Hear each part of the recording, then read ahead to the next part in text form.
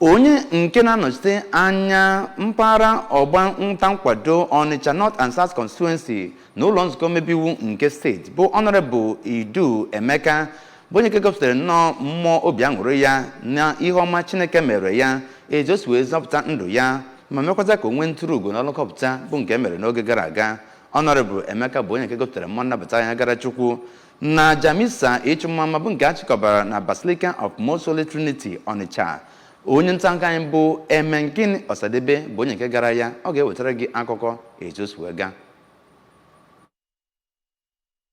Ajamasị dị asọ onye ụkọchukwu ahụ bụ Reverend Emmanuel Megwalu, onye kwuru okwu n'isiokwu na-asị ịchọ ndụ ebe ndụ adịghị, kwararịrị na ọtụtụ ndị ụka kwenyere n'ife chi ọzọ na-enweghị ndụ, ma gbakwunye na ebe mmadụ nwere ike inweta ndụ n'uju bụ n'ime Kraịst onye bilitere n'ọnwụ, wee gwazie ndị mmadụ ka ha chọọ Kraịst iji wee nwee ndụ ọhụrụ. Ka ọ na-agwa ABS okwu, onye eze ọdịnala ndị Mmeri bụ Igwe Sir Bennett Emeka toro onye honorable ahụ maka ichiyakwute na ikene Chukwu maka ndụ ya nakwa mmeri o meriri na ndọrọndọrọ, wee chetara ndị mmadụ mkpa ọ dị isi n'ajọ ndụ wezuga onwe ha ma chọọ iru Chineke n'aka nke ya. Onye isi otu ọdụ nke Onitsha bụ enyi Ugwubueze Florence Osoka, onye kọwapụtara mmetụta ọ nwere mgbe Honorable Emeka Iduu na-akọ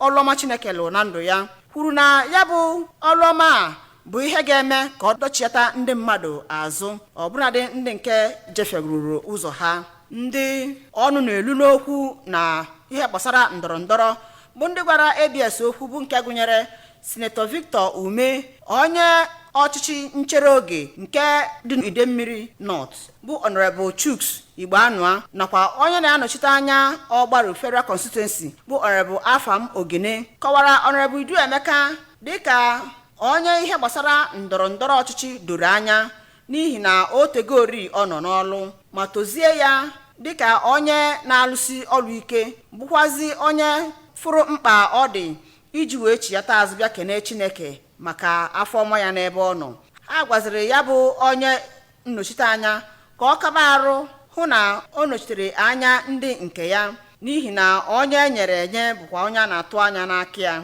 Ọtụtụ ndị kwugasịrị okwu toro nnọọ Honorable Iduu maka otu o si wee makwa Chineke bụ nke bụ ezi Chukwu n'okwu nke ya. Ya bụ Honorable Iduu mere ka a mara na Chineke dị ukwuu na ndụ ya, ma kọwakwa na ya werugo ndụ ya niile nyefee ya n'aka, bụ nke mere na ihe ochie agafego. Ọ gwaziri ndị mmadụ ka ha nabata Kraịst ma tụkwasị Chineke obi, ebe nwunye ya bụ Oriakụ Ifeọma Emeka kwere nkwa ikwudosi ike n'ebe di ya nọ iji nyere ya aka fụ na ọ mepụtara ihe ọ kwere ndị mmadụ na nkwa site na 33 Housing Estate Onitsha. Emenkini Ọsadebe maka akụwa ABS.